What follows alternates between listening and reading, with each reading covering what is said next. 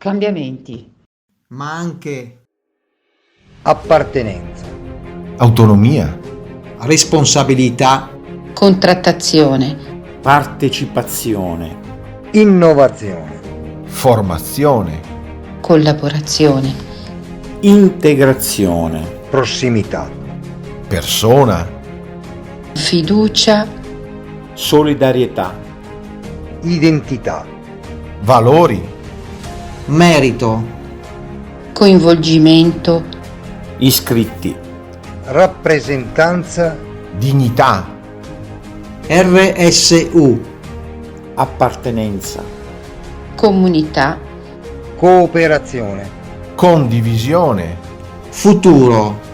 disponibilità, coraggio, lavoro, servizi pubblici, lealtà, leadership diffusa,